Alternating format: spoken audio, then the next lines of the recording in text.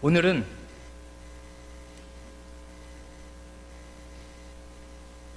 대우리문답 129문과 130문을 잇따라 고백하면서 윗사람의 의무와 윗사람의 죄가 무엇인가를 생각하겠습니다. 교정된 본문을 알려드렸으니까 교정된 본문으로 고백합니다. 129문, 윗사람이 아랫사람에 대해서 행해야 할 의무는 무엇입니까? 답, 윗사람이 아랫사람에 대하여 행해야 할 의무는 하나님께로부터 받은 그 능력과 그들이 놓인 그 관계에 따라서 그들의 아랫사람을 사랑하고 위하여 기도하며 복을 구하고 그들을 가르치고 권고하고 훈계하며 잘하는 사람은 귀히 여기고 칭찬하며 상을 주고 잘못하는 사람은 창피를 주고 꾸짖고 징계를 하며 그들을 보호하고 영혼과 몸에 필요한 모든 것을 제공하는 것이며 또한 신중하고 현명하고 거룩하고 모범적인 행동으로 하나님께 영광이 돌아가게 하고 자신에게도 영예가 돌아오게 하여 하나님께서 그들에게 주신 권위를 보존하는 것입니다. 130문, 윗사람의 죄는 무엇입니까? 답, 윗사람의 죄는 그들에게 요구되는 의무들을 게을리하는 것 이외에 자기의 것이나 자기 자신의 영광, 편안함, 이익 혹은 쾌락을 과도하게 구하는 것이고 불법한 일이나 아랫사람의 능력이 미치지 못하는 일을 행하라고 명하는 것이며 악한 일에서 아랫사람과 의논하고 격려하며 호의를 보이는 것, 선한 일에서 아랫사람을 말리고 낙심시키거나 창피를 주는 것, 정당하지 않게 징계를 하는 것, 악과 시험과 위험에 부주의하게 노출시키거나 방치하는 것, 그들을 노엽게 하는 것, 혹은 부정당하고 경솔하고 가혹하고 게으른 행동으로 스스로를 수치스럽게 하거나 자신의 권위를 깎아내리는 것입니다.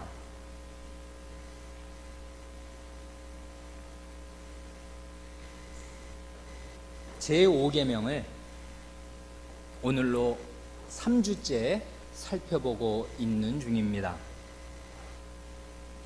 지난 2차례 말씀드린 내용과 관련해서 현실적인 면을 2가지만 보충해서 말씀드린 다음에 오늘 배울 내용을 살펴보겠습니다.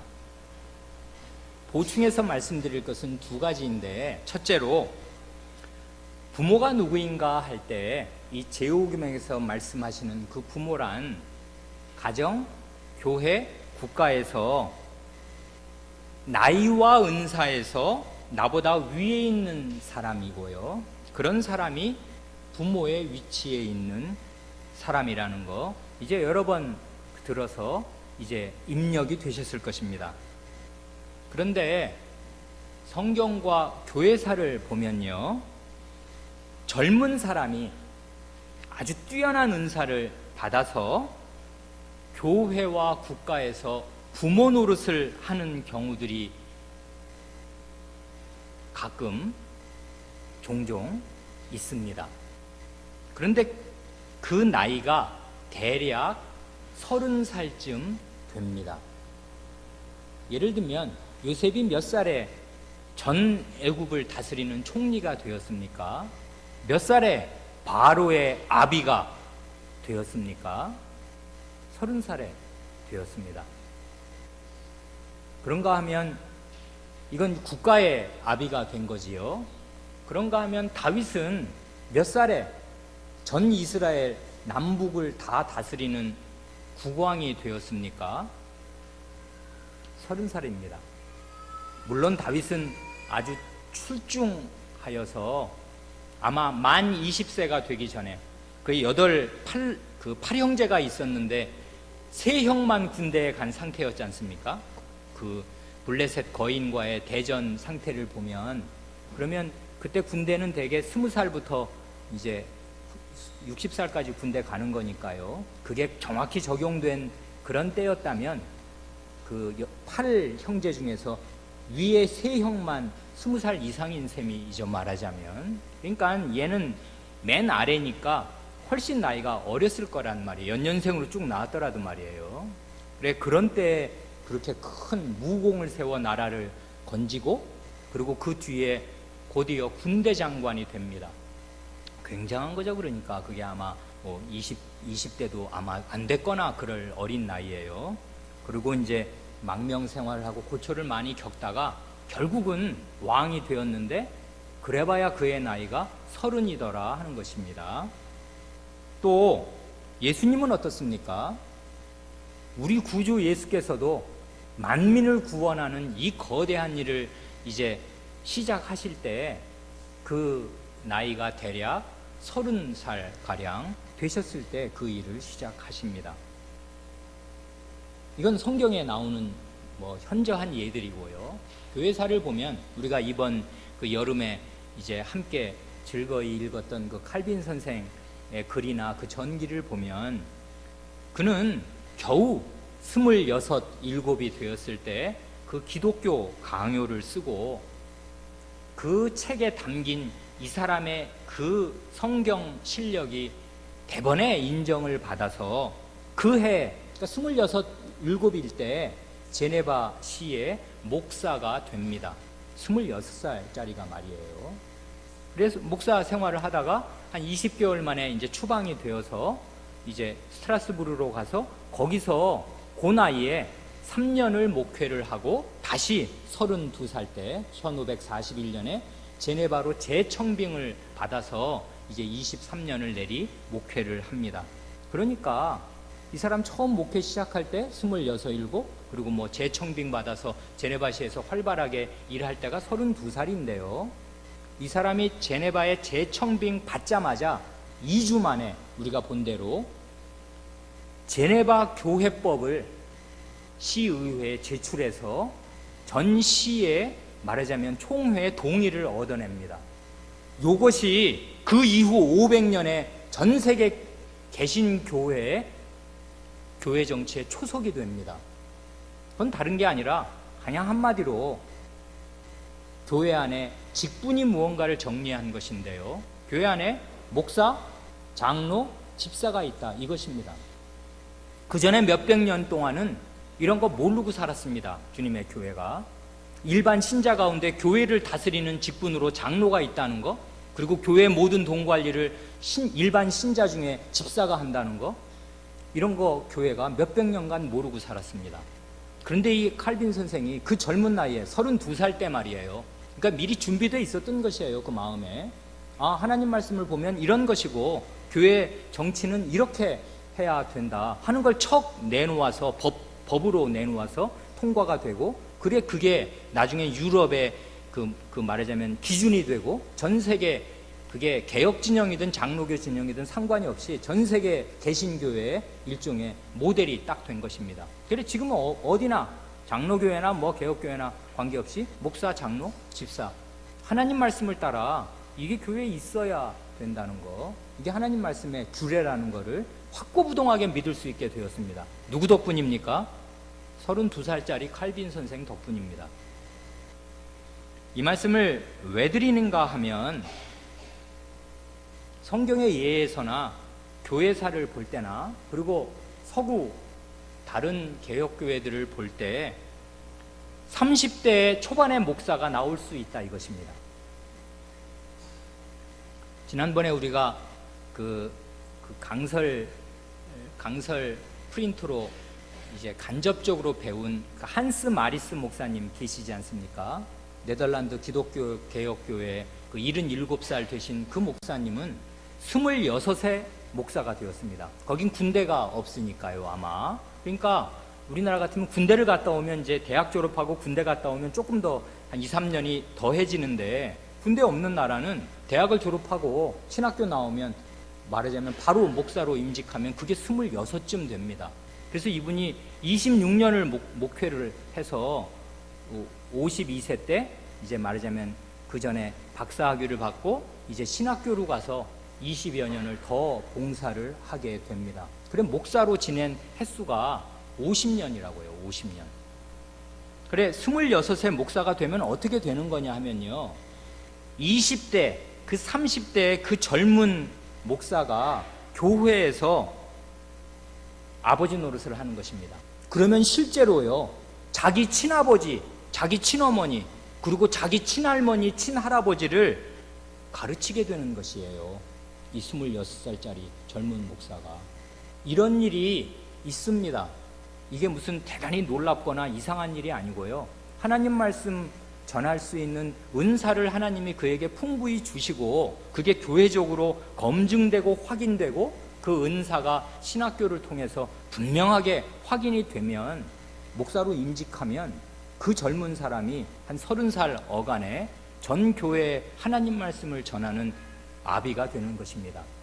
그러면 집에서는 이제 자기 아버지가 결혼 안 했으면요, 집에서는 자기 아버지가 있으니까 아들로서 깍듯하게 아버지를 모시겠지만 교회에 오면 관계가 역전되는 것이에요. 그래서 그 아버지도, 친아버지도 회중석에 앉아서 자기 아들 목사가 전하여 주는 하나님 말씀을 하나님 말씀으로 받고 생명의 양식으로 받고 살아가는 것입니다.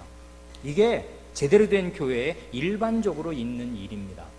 그러니까 이 부모가 누구냐 하는 사실을 꼭 붙잡지 않으면, 에이 저거 내 똥기저귀 다 치우면서 저기 뭐 어렸을 때 덜렁덜렁 하고 다니던 그런 놈인데 뭐 지까짓게 뭘 얘기하겠어 라고 생각하겠습니까? 그런 사람은 하나님 말씀 못 받습니다. 부모가 누군지를 모르니까 후레자식이 되는 것이고요, 부모 자신이. 그리고 하나님 말씀 못 듣게 됩니다. 그러니까 부모가 누군지를 아는 거는 자기 영적인 생명에 굉장히 중요한 일이 된다고요. 그걸 하나 보충해서 말씀드리고 싶습니다. 둘째로 보충해서 말씀드리고 싶은 것은, 지난주에 우리가 에베소서 5장 18절 이하를 이제 읽으면서 권위 아래에 있는 사람에게 성경은 언제든지 먼저 명한다는 이 패턴을 보았고, 이게 요리문답 선생님들은 성경에 좋은 학생들이니까 성경을 잘 배워서 먼저 아랫사람에게 뭘 요구하는데, 그럴 때 권위 아래에 있는 사람들, 아내, 자식, 종, 이 사람들에게 요구되는 것은 단 하나밖에 없는데 그건 복종이다, 순종이다 하는 것을 우리가 살펴보았습니다. 그때 복종을 명하는 그 각각의 경우에 그 배후에 다 주님께서 서 계신다는 사실을 우리가 아울러 본문에서 확인하고 살펴보았습니다. 그런데 주님께서 친히 권위에 복종할 것을 명하시면서 남편과 부모와 상전의 배후에 서 계신다는 사실은 두 가지를 뜻하는 것입니다. 하나는 주님께서 세우신 권위에 복종하지 않으면은 곧 주님 자신을 거스리고 반역하는 것이 된다는 것이고요. 이건 지난주에 우리가 생각한 거고요. 이번 주에 보충해서 제가 드리고 싶은 말씀은, 주님께서 권위에 복종할 것을 명하시면서 그 권위의 배후에 서 계신다는 사실이 곧 순종의 한계를 정해준다 하는 것입니다. 그 한계란 아랫사람이 윗사람에게 바쳐야 할 그 순종의 한계를 주님께서 자신이 정해주시는데, 그 한계란 뭔고 하니 주님의 말씀과 주님의 뜻에 위배되지 않는 한도 내에서 내 위에 주님께서 세우신 권위에 복종하는 것입니다. 이게 당연한 것이에요. 왜냐하면 그 권위는 주님께서 주신 것인데, 주님의 말씀을 어겨가면서 내 위에 있는 권위에 복종한다? 그건 허사입니다. 완전히 거꾸로 사는 거라고요. 예를 들어 보겠습니다. 우리가 국민으로서 국왕의 명령에 복종해야 하는 것이 마땅하고 세금을 내야 하는 것이 마땅합니다마는 다니엘서에 잘 나오듯이 느부갓네살 왕 같은 사람이 나는 새도 떨어뜨리는 그 어마어마한 권력의 명령으로 두라 평지에 어떤 형상을 세워놓고 여기에 다 절하라, 절하지 않는 놈은 누구나 다 풀무불에 태워 죽인다, 이런 명령을 내리면 그 명령에 국왕의 명령이니까 순종해야 하냐 하면 순종할 수 없다는 것입니다. 왜냐하면 그 국왕의 권위는 주님께서 부여하신 권위인데 주님의 말씀, 우상에게 절하지 말라는, 형상에게 절하지 말라는 그 말씀을 어겨가면서 그 밑에 권위인, 주님 밑에 권위인 국왕의 권위에 복종할 필요가 없다는 것입니다. 요것 때문에 그렇게 많은 사람이 로마 시대에 사자밥이 되고 몸이 불탄 것입니다. 화형을 당한 것이에요. 또 다리오 왕도 있지 않습니까? 다니엘서에 다리오 왕이 자기 신하들의 꼬드김을, 부추김을 받아서 앞으로 30일 동안은 나 왕에게 구하는 것 이외에 어떤 다른 신에게 절하면 다 사자굴에 집어넣어서 사자밥이 되게 한다, 이런 명령을 딱 내렸단 말이에요. 그러면 그 명령 순종해야 합니까? 국왕의 위에 있는 권세니까 복종을 명하니까 다 복종해야 합니까? 아닙니다. 하나님께 기도하라는 것은 하나님 백성의 권리이자 의무인데 하나님께 기도하는 걸 막는 국왕의 명령 순종할 수 없는 것입니다. 그럼 사자굴에 들어갈 줄 알면서도 기도하는 것이에요. 이런 것입니다. 그러니까요, 아내는 남편에게 범사에 복종해야 합니다마는 안 믿는 남편이 주의를 끼고 해외여행을 갑시다 하면 순종할 수 있겠습니까? 순종 못하는 것입니다. 남편에게 언제든지 복종해야 하는 것이 그 여성에게, 아내에게 명하신 주님의 명령이지만 남편의 그 명령 위에 제4계명이 있는 것이에요. 주님의 명령이 명백하게 서 있고 돌판에 영원히 새겨져 있는데, 그리고 내 마음판에 새겨져 있는데 그 명령을 지워가면서 남편에게 순종할 수는 없는 것입니다. 그러니까 내가 순종해야 할 권위의 배후에 우리 주님께서 계신다는 사실은 양면으로 작동을 하는데, 이 권위에 반드시 순종해야 한다는 것, 그게 주님의 세우신 권위라는 거, 그거를 말하는 동시에 그러나 주님의 말씀을 어겨가면서 내 위에 세우신 권위에 복종할 필요는 없다는 것. 왜냐하면 그가 그런 권위를 부리면 그게 월권입니다. 자기가 할 수 있는 이상의 거리를 지금 말하는 것이거든요. 나는 그렇게는 못한다 해야 그게 하나님 백성의 마땅한 태도다 하는 것입니다.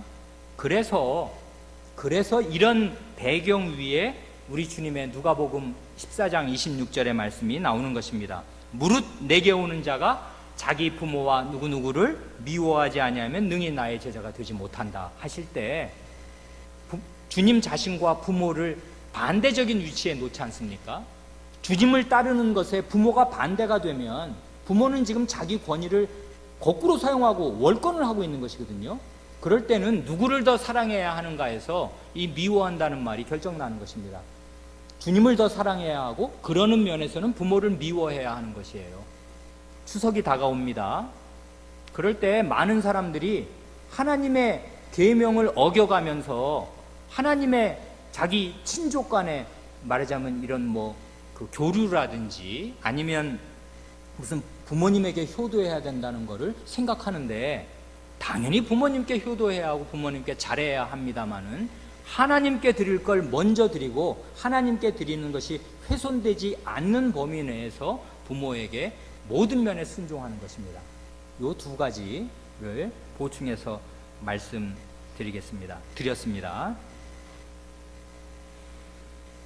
지난주에는 우리가 에베소서 5장 18절 이하를 읽으면서 신자가 성신 충만하면 어떻게 되는가, 하나님께는 어떻게 하고 사람에게는 어떻게 하는가, 그걸 이제 우리가 생각하였는데요. 흔히 성신 충만하면은, 이러면 이게 우리들의 생각의 98%는 이런 것입니다. 이건 실현 불가능한 목표라고 생각합니다. 그래서 대개 마음에 지레짐작으로 이건 나랑은 사실 거리가 먼 얘기라고 생각합니다. 많은 신자들이 그렇습니다. 그래, 성신 충만한 상태란 아주 수준 높은 신자들에게만, 1등급 신자들 말이에요. 그렇게 말할 수 있다면, 고차원적인 신자들, 뭐 예를 들면 우리가 흔히 하는 말로 무슨 목사나 장로나 가장 경건한 그런 사람들에게만 해당되고, 나 같은 별 볼 일 없는 신자야 뭐 어떻게 성신으로 내가 충만한단 말이야. 그건 이룰 수 없는, 하늘의 별을 따라지 차라리. 그건 이룰 수 없는 목표다 라고 체념합니다. 그렇게 은연중에 생각한다고요. 우리 교우분들 그런 생각 안 하십니까? 아니, 우리를 너무 우습게 보네. 난 그런 생각 한 번도 안 했는데. 그러시다면 아주 좋은 것입니다. 이렇게 되면은, 은연중에 이런 생각을 하면은 어떻게 되냐면, 성신 충만하라는 게 이게 명령형인데요, 이 명령을 일종의 선택사항으로 만들어 버립니다. 그렇게 만들어 버리게 된다고요. 그래, 성신 충만하라시는데, 성신 충만하면 참 좋겠지만 나도 그러고 싶어요. 뭐 안 그러고 싶은 건 아니지. 그렇지만 실제로는 그렇게는 못 삽니다, 대개. 그래, 성신 충만하라는 명령이 있으나 성신 충만하지는 못하면서도 그런대로 신자로서 살 수 있는 길이 있는 것처럼 그렇게 은연중에 생각하면서 그냥 어영부영 세월을 보내는 것입니다. 많은 신자들이요. 그런데요, 하나님께서 이 인류 역사를 쫙 펼치시면서 첫날과 마지막 날을 정하시고요, 이제 거의 인류 역사는 마지막 시기에 왔는데, 이 마지막 시기에, 그래, 성경 히브리서 말씀을 따르면 이 모든 날 마지막에 아드님을 보내셨지 않습니까? 자기 친아드님을 보내놓으시면서 내 아들 말 잘 듣고 그의 다스리심에 절대 복종해야 한다 하시면 어떻게 해야 되겠습니까? 그건 뭐 불문가지죠. 뭐 물을 필요가 없어요. 하나님의 아드님이 직접 내려오셨고 그 아들의 말을 잘 듣고 복종해라 하시면 당연히 그 아들 말 잘 듣고 복종하는 그 길이 유일하게 구원받을 길이고 살 길입니다.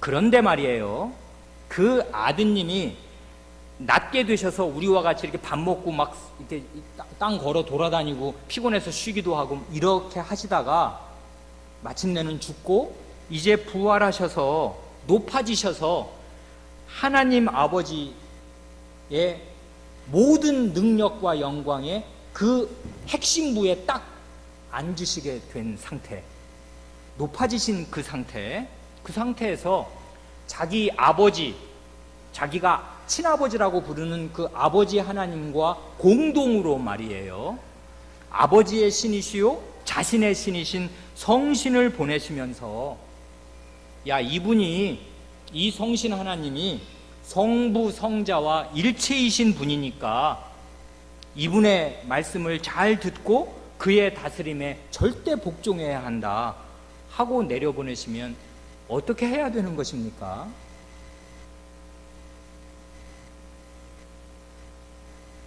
물을 필요가 없는 것입니다. 왜 요즘에 뭐 인터넷을 보니까 젊은 사람들 쓰는 말 중에 뭐 끝판왕, 종결자 이런 말들이 있대요. 뭘 어떻게 진짜 젊은 사람들 하는 말로 뭘 끝내주게 잘해가지고 더 이상은 더 잘할 사람이 없다 그러면 그 끝판왕, 종결자라 그러대요. 끝내주는 사람이다 그거지 않습니까? 젊은 사람들 말을 따르면 성신께서는 이 역사의 끝판왕입니다. 종결자라고요. 더 이상은 없어요. 하나님의 신이시고 높아지신 그리스도께서 하나님과 그리스도를 대리하고 완벽하게 대행하는 그런 분으로서 내려오셔서 그분의 다스리심에 절대적으로 순종하고 살 것을 요구하시는 것입니다. 이게 성신 충만하라는 명령이에요. 성신의 충만한 다스림을 받아라. 그러니까 충만하지 않으면 어떻게 됩니까? 성신이 98%만 차고 2%를 남겨두면 2%는 지가 왕노릇하는 거 아니에요. 그런 공간을 남겨두지 말고 꽉 채워서 성신께 다 복종하고 절대 복종하고 살아. 네가 네 생각대로 살고 네 뜻대로 네 고집을 부리면 그 영역이 썩어나가는 영역이거든. 가장 비인간적인 영역이 되거든. 그러지 말고 성신에 가득 찬 네 그릇이 얼마나든 성신이 100%를 채워서 성신의 다 다스리심을 받고 살아라. 10살이면 10살인 대로, 20살, 70이면 70인 대로 영적인 나이만큼 성신에 가득 찬 지배를 받고 살아라 라고 말씀하시면 그 말씀에 순종하는 길밖에는 없는 것입니다.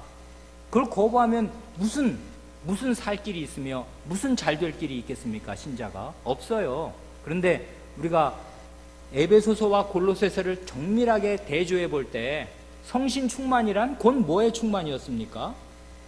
말씀 충만이었지 않습니까? 명백한 것이잖아요. 그것은 왜 그러냐면 이 말씀은 성신의 감동으로 기록된 말씀이고 성신은 언제든지 말씀을 수단으로 사용하셔서 일하신단 말이에요.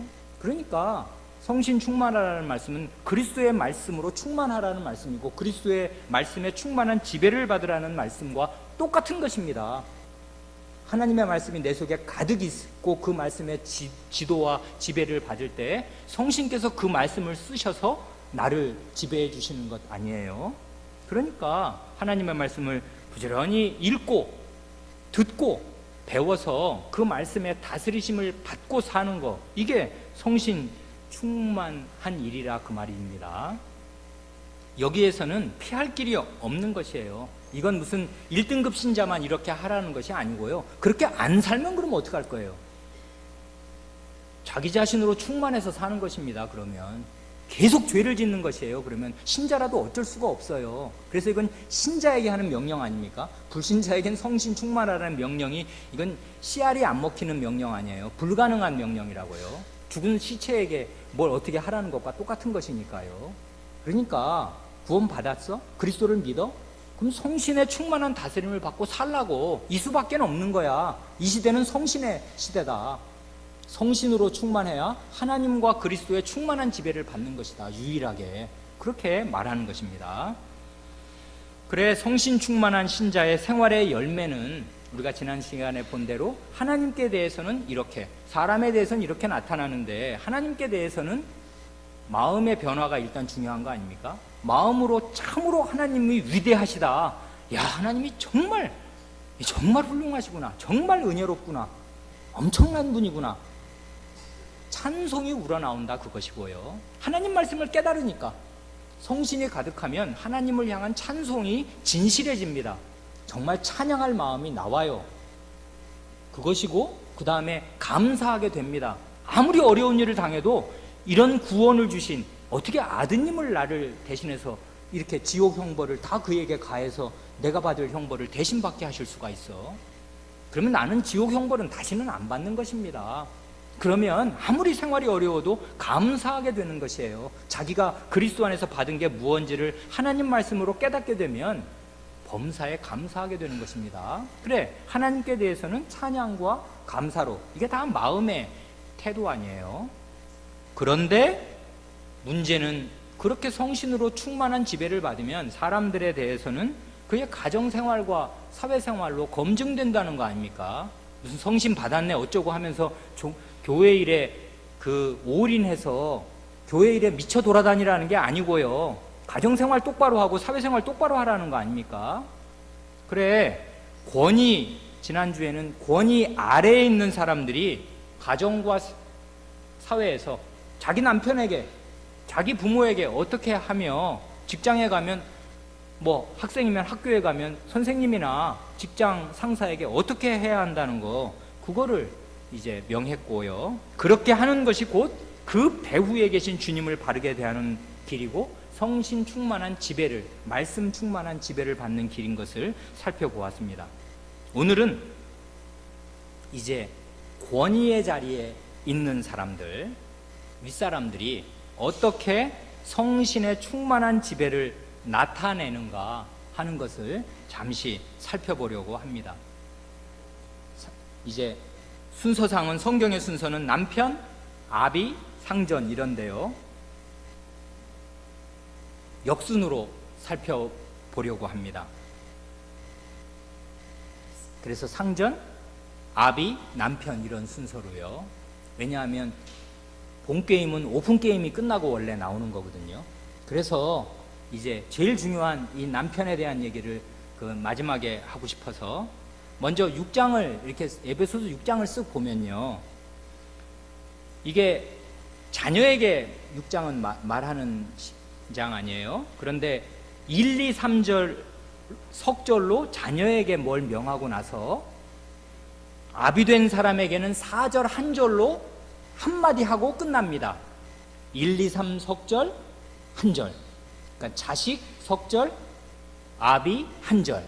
그러고 나면 5, 6, 7, 8절 넉절을 종들에게 어떻게 하라고 아랫사람에게 말하고 그 다음에 9절 한 절로 상전에게 딱 명하고 마칩니다.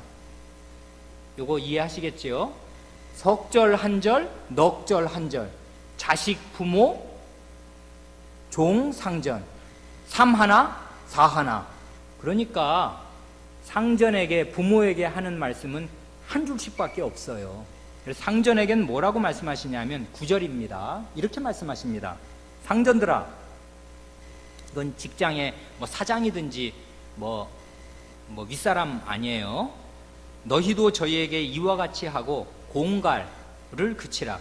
이는 저희와 너희의 상전이 하늘에 계시고 그에게는 외모로 사람을 취하는 일이 없는 줄 너희가 알미니라. 첫 번째 명하는 게 너희도 너희 아랫사람들에게 이와 같이 하랍니다. 그러니까 이와 같이 하라는 게 어떻게 하라는 거야? 그건 앞을 봐야 되는 거죠. 지금 문맥이 있는 거니까. 지금 5절, 이건 9절이고 그 앞에 5, 6, 7, 8절에 그 아랫사람인 종에게 어떻게 하라고 줄줄이 말했는데 사도가 권위 아래에 있는 종들에게 명한 그 명령처럼 너희도 하라 그것입니다. 그러니까 상전에 할 일을 잘 알려면 종들에게 뭐라고 말했는가를 봐야 됩니다. 5절을 보면 이렇습니다. 뒷부분만 보면 성실한 마음으로 육체의 상전에게 순종하기를 그리스도께 하듯하여. 이게요 4절을 넉절을 말하는데 5, 6, 7, 8절에 다 그리스도가 나옵니다. 이게 아주 특이한 거예요. 사도의 가르침에. 6절 그리스도의 종들처럼 마음으로 하나님의 뜻을 행하여.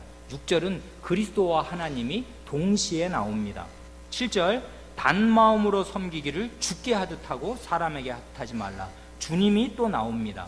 8절은 이렇게 해야 할 이유를 제시하는데 그 이유는 각 사람이 무슨 선을 행하든지 종이나 자유하는 자나 주께, 주님이 나오지 않습니까? 주에게 그대로 받을 줄 알미니라. 이렇게 넉절을 종들에게 얘기하는데 넉절 각 절마다 주님이 제시되는 이유가 뭐겠습니까? 그건 어렵지 않아요. 노예 생활은 팍팍한 것입니다. 죽을 때까지 아무 희망도 없어요. 죽어도 안 끝나요. 내 자식 낳으면 걔도 노예입니다. 대신 나는 맨날 요즘 하는 말로 따까리만 하라고 평생 이렇게 사는 건가? 이게 삶이야? 이게 인생이야? 라고 얘기할 수밖에 없어요, 노예들은. 그런데요, 그런 팍팍한 생활을 제대로 견디면서 제대로 열매 있게 사는 방법이 있는데 주님을 바라보는 수밖에 없어요. 주님을 의지하는 수밖에 없습니다. 사람을 보면 이건 아무 희망도 없어요. 어떻게 저 사람은 날 때부터 자유인이고 주인이고 난 이렇게 한번 붙잡힌 이래로 평생 아무 희망이 없이 노예로 평생 종신해야 되냐? 이게 무슨 희망이 있냐? 이렇게 살 건데, 이렇게 생각할 텐데, 그래서 노예 근성이 붙는 거 아닙니까? 그런데 살아계신 주님을 보면 너는 구원받은 사람 아니야, 노예지만. 그러면 완전히 시각이 바뀌는 것입니다. 어떻게 바뀌어요? 그리스도에게 하듯 할 수 있다 이것입니다. 노예 생활인데 결국 한다는 게 거의 무의미해요. 그 종에게 그 돈 벌어주는 일밖에 못해요. 나는 살아있는 부속품입니다. 기계예요, 살아있는 기계. 아무 인격적인 대접 못 받아요. 그런데 내가 하는 이 무의미해 보이는 이 노동을 통해서 주 그리스도를 직접 섬길 수가 있게 된다 그것입니다. 그래 이제 나중에 시간이 있으시면 댁에 돌아가셔서 저녁 잡수시고 여기에 해당되는 골로새서 병행구를 읽어보십시오. 정말 아름답습니다. 골로새서 3장 23, 24절 무슨 일을 하든지 마음을 다하여 주께 하듯 하고 사람에게 하듯 하지 말라. 이는 유업의 상을 주께 받을 줄 알미니 너희는 주 그리스도를 섬기느니라. 이게 노예들에게 하신 말씀이라고요. 주 그리스도를 섬긴답니다. 교회에서 주 그리스도를 섬기는 사람, 그럼 누구라고 여러분 그냥 대뜸 생각하십니까? 목사지요, 목사. 아, 주 그리스도를 섬기는 사람. 그래, 이름도 성직자. 그 우스운 말입니다. 여기서는 주 그리스도를 섬기는 사람이 누구로 제시하냐면 너 노예 아니냐, 너 노예. 너 지금 주 그리스도를 섬기는 거 아니야. 그렇게 함으로써 주님을 직접적으로 섬김으로써 네가 유업의 상, 하나님 나라의 상을 네가 받는 거 아니야. 아니, 이런 혁명적인 말하자면 가르침을 노예에게 베푼다, 그것입니다. 이렇게 되면 성직의 개념이 완전히 전복되는 것이에요. 목사가 성직이라고요? 우스운 소리입니다. 노예가 성직입니다. 집에서 똥기저귀 빠는 그 주부의 일이 성직이라고요. 이게 종교개혁이 재발견한 직업의 소명에 관한 정신입니다. 노예에게 이렇게 말했으면 다른 모든 직업은 말할 것도 없는 것이에요. 너희는 주 그리스도를 섬긴다. 그 하찮은 그 일일 노동으로 뭐 시급 얼마라며 뭐 6,000원, 7,000원 그런 게 중요한 게 아니고 그 하찮은 알바하는 것 같지만 너희는 주 그리스도를 섬기고 그 일하는 태도로 주님을 직접 섬기는 성직을 수행하면서 너희는 유업의 상을 너 한 대로 받을 거야. 이렇게 말씀하시는 것이에요, 사도가. 그래, 똑같은 논리가 이 상전들에게 적용됩니다. 사회생활에서 윗사람의 지위에 있는 사람들도 주님을 생각하라는 것입니다. 그래서 너희도 저희에게 이와 같이 해라, 이것입니다. 종들을 대할 때 사람 보듯 하지 말고, 노예는 눈가림만 해서 사람 보듯 하지 말고 네 가혹한 노예 주인 배후에 있는 주님을 섬기는 마음으로 그 일을 하라고. 그러면 그 일을 통해서 네가 하나님 나라를 상으로 받을 거라고 가르치는 사도가 상전에게도 너희도 똑같이 아랫사람을 대하라고, 그 아랫사람 배후에 있는 주님을 보고 죽게 하듯 하라고 라고 얘기하면서 주님을 제시합니다, 상전들에게. 그리고 실제로 보면은 맨 마지막 말이 그러지 않습니까? 저희와 너희의 상전이 하늘에 계시고 그에게는 외모로 사람을 취하는 일이 없는 줄 너희가 알미니라. 여기에 외모는 뭐겠습니까? 사회적인 신분을 가리키는 거예요. 얼굴 잘생기고 이런 외모 말고. 네가 종이야? 네가 상전이야? 그거 누가 정해준 건데? 하늘에 계신 주인님이 정해주신 거 아니야. 그 주인님한테도 네가 갑질할 수 있나? 불가능하지. 그러니까 종이든 상전이든 주님께서는 그의 외모, 그의 사회적인 신분으로 그를 평가하시지 않고 주님을 살아생전에 어떻게 대했냐로 그를 평가하신다. 너 어떡할래? 하고 주님을 딱 들이미는 것이에요, 상전들에게. 그러면서 유일하게 한 가지 덧붙이는 말이 공가를 그치라 하는 것입니다. 위협, 여기 개역개정에는 위협이라고 잘 번역했지 않습니까? 위협하지 말라는 것이에요. 요즘 우리나라 한국 사회에서 하는 말로 하면 상전들, 위에 있는 사람들을 아랫사람들한테 갑질하지 말라는 것입니다. 아랫사람 함부로 대하면서 위협적으로 너 그러면 잘라버릴 거야 뭐 이런 식으로라든지 그렇게 하지 말라는 것이에요. 왜 그러냐면 그 배후에 주님이 계시니까요. 이게 이제 상전에게 그 사도가 명하는 것입니다. 윗사람이 이런 태도를 가지라는 것인데, 노예가 너무나 살기가 힘드니까 권할 때마다 주님을 믿어, 주님을 생각해, 주님을 바라봐, 주님께 하듯 네 일을 하라고 하고 구구절절 말한 사도가 같은 주님을 상전에게도 제시합니다. 결국 믿음입니다. 종이나 자유자나 상전이나 그리스도를 믿는 믿음으로 안 보이시는 주님이 내 눈에 보이시는 것처럼 믿으면서 사람을 대하느냐 안 대하느냐, 이걸로 그는 평가받을 것이고 이걸로 그는 주님께 상과 징벌을 받을 것입니다. 4절입니다. 또 아비들아, 너희 자녀를 노엽게 하지 말고 오직 주의 교양과 훈계로 양육하라. 여기 보면 이건 사도의 교훈의 아주 전형인데요. 아랫사람에 명할 때에도 그 상대방, 아랫사람이 상대해야 되는 윗사람 배후에 있는 주님을 제시했듯이 윗사람에게 명할 때에도 아주 어김없이 주님을 제시합니다. 아비들도 주의 교양과 훈계, 주님 자신의 교양과 훈계를 생각해서 그걸로 아랫사람을, 아비들은 자기 자식을 가르쳐야 합니다. 아까 상전에게 금한 것이 명한 것은 아주 많은 것인데 금한 것은 딱 하나, 위협하지 말라고. 네 권위를 함부로 부려서 사람 인격을 말살하면서 함부로 그렇게 하지 말라고 라고 말했는데, 부모, 아비된 자에게 금하는 것이, 명하는 것은 주님의 교양과 훈계가 뭔지를 알아서 교양을 할 때든지 훈계를 할 때든지 주님처럼 하라고 라고 말씀하시면서 금한 것이 딱 하나 있습니다. 뭡니까 그게? 노엽게 하지 말라는 것이에요. 자녀를. 부모가 자녀를 노엽게 한다는 말이 뭐겠나 하는 것을 우리 교우분들 이제까지도 생각하셨겠는데 앞으로도 평생토록 생각하고 또 생각해 보시기 바랍니다.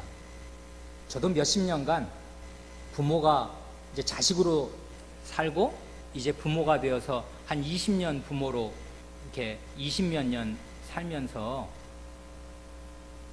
자녀를 노엽게 한다는 말이 뭘까를 생각하고 또 생각했습니다. 더 생각하시기를 바랍니다. 이게 우리 말법에는 좀 덜 어울리지 않습니까? 보통은 윗어른을 노엽게 한다고 말하지 자기보다 아랫사람을 노엽게 한다는 말은 잘 안 쓰는 말이지 않습니까? 그런데 이 말이 그럼 무슨 말일까? 제가 요즘에 생각하는 것은 이런 것입니다. 이건 정답을 말씀드리는 게 전혀 아니고요. 하나님 말씀은 깊어요. 무슨 정답이 따로 있어요. 그러니까 생각하고 또 생각하면서 계속 빛에서 빛으로 나아갈 뿐입니다. 성장기의 자녀들은요, 부모 아래에 있는, 다 성장했으면 부모를 떠나서 아내와 연합하여 분가해서 별도의 가정을 이루는 것이고요. 그러기 전까지의 성장기의 자녀는 대개 정신과 영혼이 불안정합니다. 언제까지 그렇습니까? 대개 30살 정도까지 그런 것 같습니다. 이건 개인 편차가 다 있을 거지만요. 그래, 공자도요, 30에 1입입니다. 30에 자기 두 발로 딱 선다 이것이에요. 독립한다는 것입니다. 그러기 전까지 대개 30이면 분가해서 일가를 이룰 나이가 되지 않습니까? 한 세대를 그래서 대개 30년 잡지 않습니까? 사람이 30살 전까지 부모와 함께 살면서 부모 슬하에, 부모 밑에 있을 때 계속 지금 성장, 어른이 되려고, 일입하려고, 자기 두 발로 딱 이 땅을 디디고 서려고 준비하는 그 기간에 그 사람의 정신 상태를 잘 들여다보면 대개 정신과 영혼이 불안정하다고요. 왜냐하면 성장기에 있기 때문에 떨림이 많은 것이에요. 안정도 있지 않아요. 그래, 성장기에 불안정할 때 가장 필요한 것이 뭐냐 하면 마음을 다해서 존경할 만한 권위입니다. 이게 있냐 없냐가 자녀들의 영혼에 결정적으로 중요해요. 정말 마음을 다해서 존경할 만한 사람이 지주처럼, 소도 비빌 언덕이 있어야 비빈다는 거 아닙니까? 언덕처럼, 비빌 언덕처럼 딱 그의 영혼을 뒷받침해주고 있어야 해요. 그게 부모여야 한다, 그것입니다. 그런데요, 자녀들이 부모를 안 보는 것 같지만 사실은 다 지켜보고 있습니다. 뒷모습을 다 보고 있어요. 그래서 가정은 비유컨대 벌거벗고 사는 곳 아닙니까? 숨길 수가 없는 곳 아니에요? 다 드러나는 것입니다. 속에 있는 더러운 것들이, 부모의 더러운 것들 다 드러나요. 가정생활 하다 보면 자식들이 그걸 다 본다고요. 그 꼬라지를 다 보는 것입니다. 그래서 부모가 부모답지 못하면요, 어떻게 되냐면 이 성장기에 불안정한 자녀들의 그 마음에 노여움이, 분노가, 우루화가 쌓이게 됩니다. 우리 부모는 왜 저 모양이지? 이 집구석은 왜 맨날 이 모양이지? 이런 불만이, 우화가 그 어린 마음에 쌓이는데, 문제는 어릴 때는 대개 표현을 하지를 못해요. 그 마음의 화를 물론 이제 사춘기 때 표현하는 애들도 있습니다.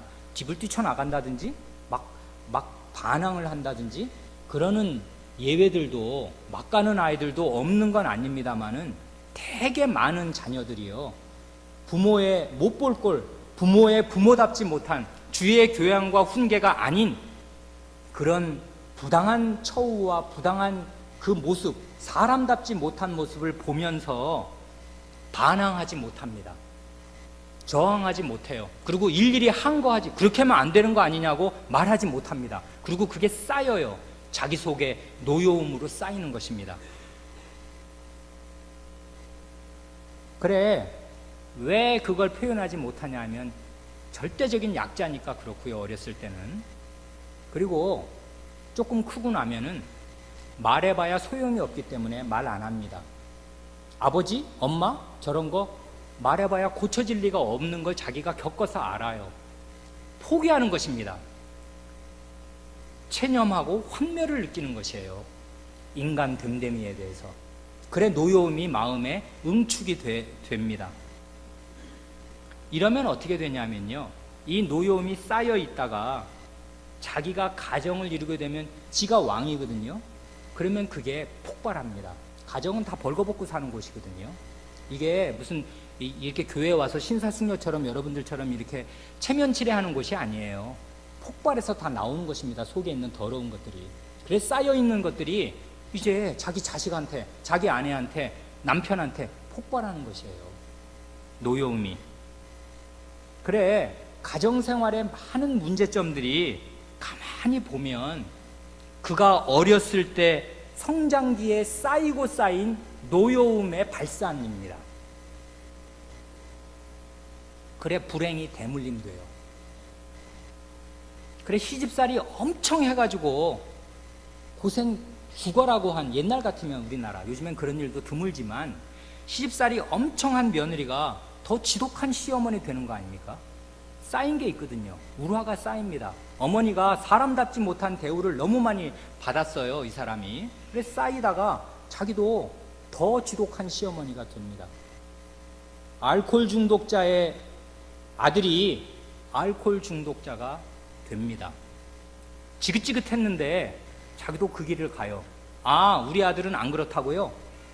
맞습니다. 어떤 사람은 자기 아버지가 알코올 중독자인데 너무 지긋지긋하고, 야, 저게 사람인가, 저게 부모인가 하면서 지긋지긋하게 해서 그 일은 안 합니다.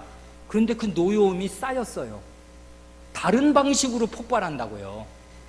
그래서 이 사람은 알코올 중독자는 더 이상 아니지만 또 다른 의미의 다른 중독자로 다른 자기 식구들을 괴롭히게 됩니다. 그래서요, 부모는 자녀를 노엽게 하면 안 됩니다. 부모는 자녀를 억압하면 안 돼요. 이런 방식으로. 어떻게, 무슨 방식을 지금 말한 것입니까? 부모가 참된 성신의 지배를 받는 신앙 인격을 제대로 드러내지 못하면 그게 다 자녀에게는 노여움으로 쌓이는 것입니다. 사람답지 못하지 않습니까? 마귀의 형상이 나타나는 것입니다. 사실은 하나님의 형상이 안 나타나고요, 성신의 충만한 지배를 안 받으면 지가 나타나니까, 지라는 게 뭐예요? 죄인이지.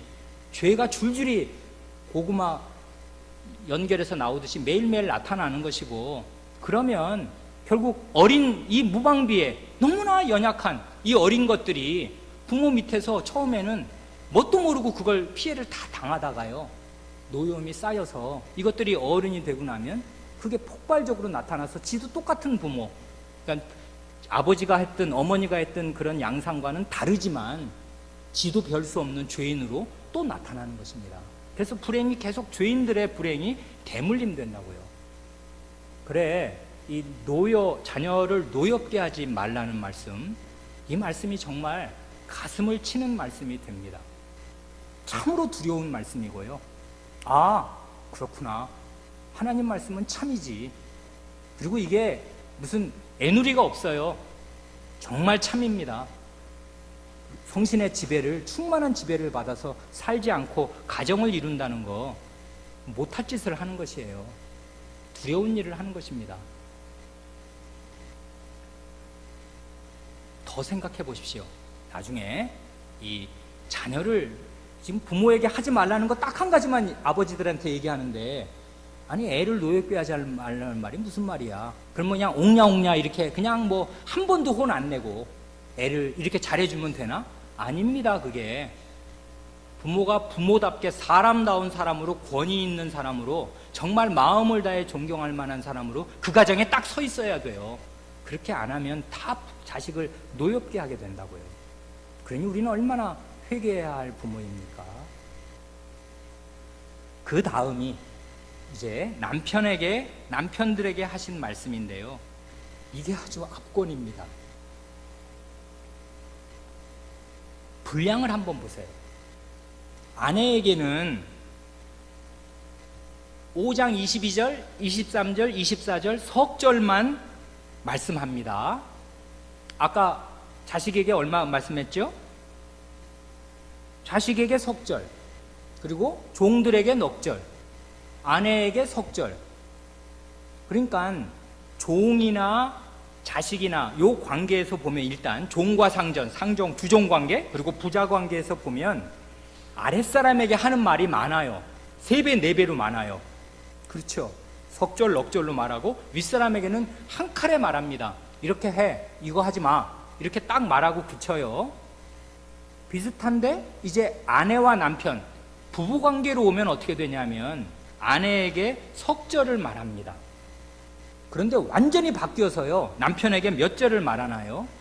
25절부터 33절까지 무려 9절을 말합니다. 이거를 아까 그 부자관계, 주종관계의 그 대비와 한번 비교해 보세요. 지금 남편에게 얼마나 많이 말하는 것입니까? 상전에게 말하는 거, 아비에게 말하는 거에 9배를 말하고 있는 것이에요. 남편들에게. 그러니까 이건 성경에서 길게 말하고 많이 말하면 훨씬 중요한 것입니다. 그러니까요, 이건 지금 남편이 윗사람으로서 아내를 어떻게 대하는가 하는 게 이건 아주 결정적으로 중요하다, 그 얘기고요. 성신 충만한 생활의 열매를 좌우하는 것입니다, 이것이. 그런데 이렇게 길게 말하는 이유가 뭐겠습니까? 이게 가장 잘 안 된다는 거예요. 그래서 사도가 가장 길게 얘기하는 것입니다, 지금.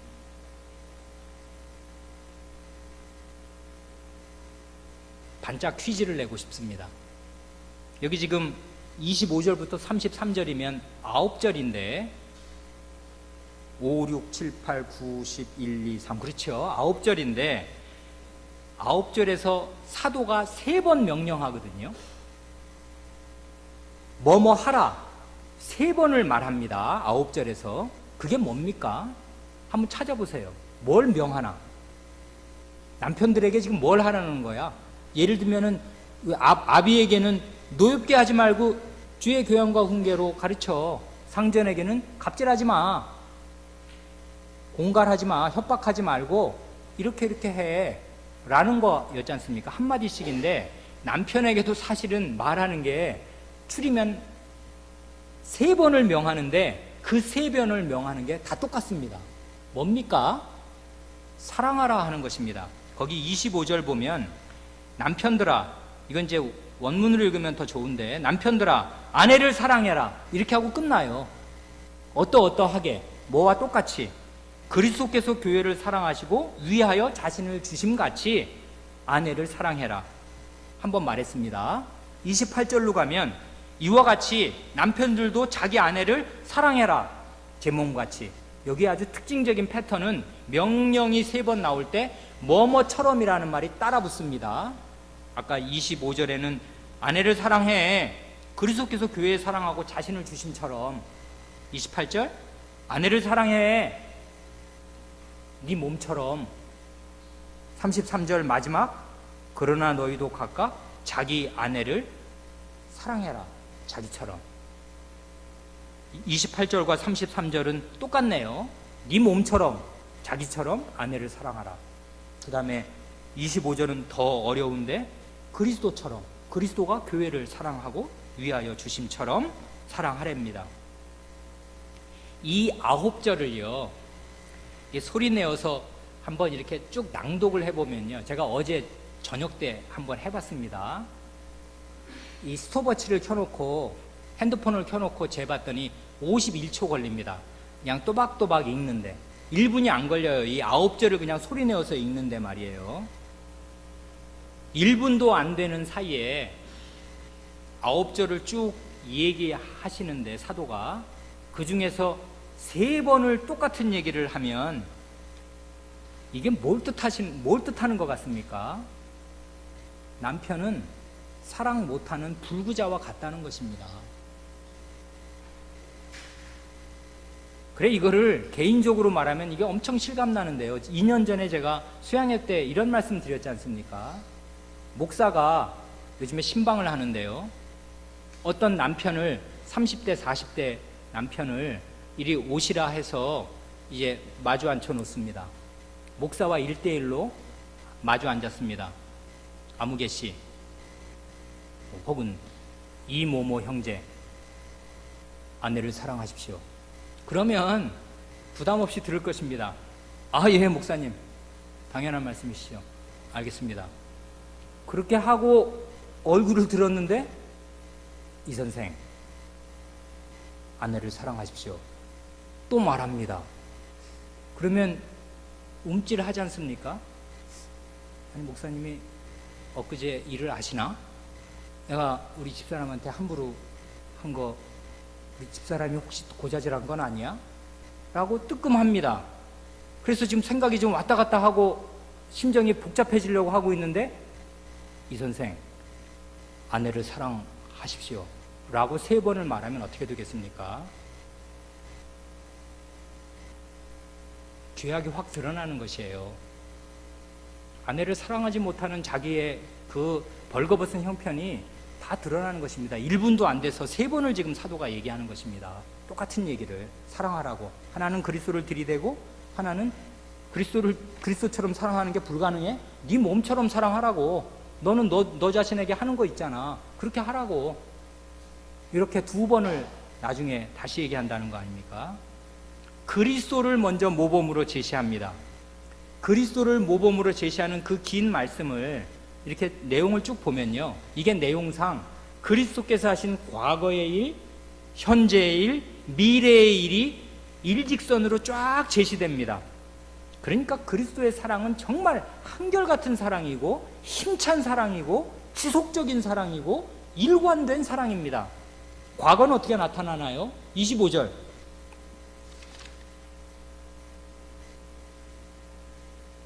그리스도께서 교회를 사랑하시고 위하여 자신을 주심같이 하라.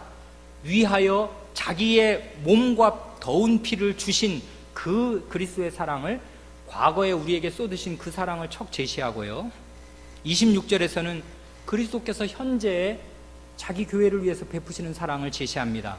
물로 씻어서 말씀으로 깨끗하게 하사 거룩하게 하시는 사랑을 말합니다. 자기 아내를 아름다운 사람으로 변모시키고 단장해 가는 그런 사랑을 말합니다. 이런 얘기 들으면 우리 남편들은 다 쥐구멍으로 들어가야 되지 않습니까? 결혼한 연수에 비례해서 10년, 5년, 10년, 20년을 살면 내 아내는 나 때문에 얼마나 못 볼 꼴을 많이 보고 얼마나 많은 죄를 짓고 얼마나 많이 망가졌습니까? 상처가 그냥 가득해가지고 사람 꼴이 점점 죄를 많이 짓게 됐지 않습니까? 나랑 사느라고. 근데 그리스도께서는 자기 아내를 현재적으로 물로 씻어서 말씀으로 깨끗하게 해서 거룩하게 해가시더라, 이것입니다. 미래를 향해서 27절, 그리스도께서 베푸시는 사랑의 미래가 나오지 않습니까? 마침내는 자기 앞에 영광스러운 교회로 세우사 티나 주름 잡힌 것이나 이런 것들이 없이 거룩하고 흠이 없게 하시려고 이런 사랑을 과거에도 현재에도 일관되게 베푸셔서 마침내 미래에는 자기 앞에 흠이나 티가 없는 그런 신부로 세우시겠습니다. 이런 그리스도의 사랑을 제시합니다. 그러니 우리 남편들은 다 죽어야 된다고요. 이 말씀 앞에서. 이게 될 일이 없어요. 그러니까 사람의 힘으로 안 되는 것입니다.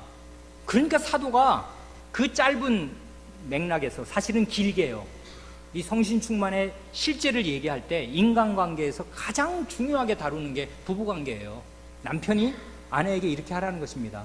이례적으로 아랫사람에게 먼저 명하면서 많이 말을 하는데, 요 남편과 아내의 관계에서만큼은 남편에게 훨씬 더 많이 말해요. 남편이 문제거든요. 남편의 책임이 결정적이에요, 모든 면에서. 그런데 남편의 가장 큰 문제는 사랑을 해야 되는데 사랑을 못한다는 것입니다. 이거는 성신 충만한 지배를 받아야만 가능한 영역이에요. 그래서 성신 충만을 받으라 하고 명하고 그 다음에 이런 얘기들이 줄줄줄 나오는 것입니다. 이게 윗사람이 해야 할 일인데, 불가능한, 현실 불가능한 이런 말씀을 하시는 것 같습니다. 그리고 우리는 이런 말씀 앞에 늘 죄인으로 드러납니다. 그러나 안 가면 어떡하겠습니까? 계속 지금 이렇게 부부관계에서 문제가 있으면서 이러면 고스란히 그것이 자녀에게로 전수가 된다고요. 그렇지 않습니까? 계속 자녀의 마음을 노엽게 하는 것이 된다고요. 그러면 부모 노릇, 남편 노릇 못하면서 부모 노릇 못하게 됩니다. 그러면 그 아이가 노여움이 쌓인 채로 나중에 불행을 대물림하는 아이가 됩니다. 이건 교회에서는 아름다운 가정만 있겠습니까? 천만에요. 안 그렇습니다. 우리들이 다 죄인인데 그 죄가 어디 가겠습니까? 그러니 성신 충만을 받아서 하나님 말씀에 충만한 지배를 받도록 자기를 꺾어 누르지 않으면 안 돼요. 이 하나님의 말씀을 마음에 새기고서 늘 회개하고 이 말씀으로 돌이켜야 합니다. 그래, 이 윗사람의 의무, 윗사람의 죄, 이건 무거운 것입니다. 그래, 부모를 경외하라, 부모를 공경하라, 부모를 무겁게 하라고 말씀하실 때 당연히 이 계명은 1차적으로 아랫사람을 향해서 의무를 명하십니다마는 윗사람의 의무를 함께 그 말씀한다, 그것입니다. 그거를 우리 대우리문답은 참 잘 가르쳐 주었습니다. 대우리문답 이 명문은 그냥 쭉 읽어보시면 무슨 말씀인지 다 아실 만한 내용들이어서 지난주와 이번 주는 에베소서 성신 충만의 실제를 가르치는 에베소서 말씀을 교우분들과 함께 생각하였습니다. 기도하겠습니다.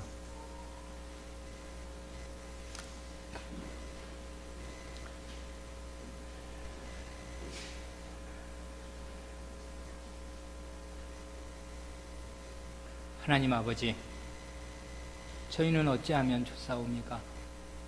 저희는 아랫사람이면 아랫사람 노릇도 못하고 윗사람이면 윗사람 노릇도 못하오며 하나님의 말씀 앞에 늘 죄인으로 드러나고 저희의 벌거벗은 흉악한 몰골이 하나님의 말씀 앞에 저희의 가정생활과 저희의 사회생활에서 그리고 저희의 마음에 하나님께 드리는 상태에서 다 드러나고 마옵니다.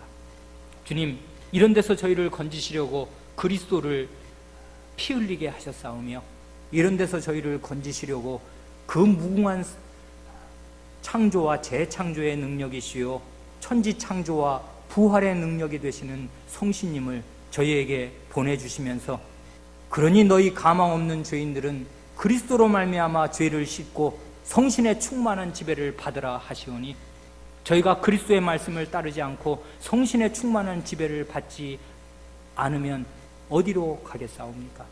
주님, 저희를 불쌍히 여기시고 저희가 저희 자신을 부인하고 성신의 충만한 지배와 말씀의 충만한 지배를 받기를 힘쓰게 하시옵소서. 그리하여 저희의 마음이 발라지게 하시고 저희의 가정과 저희의 직장생활과 학교생활이 발라지게 하시옵소서. 그럼으로써 성신의 열매가 저희의 인격과 생활에서 풍부히 맺혀질 수 있게 하여 주시옵소서. 우리 구주 예수님의 이름으로 기도하옵니다. 아멘.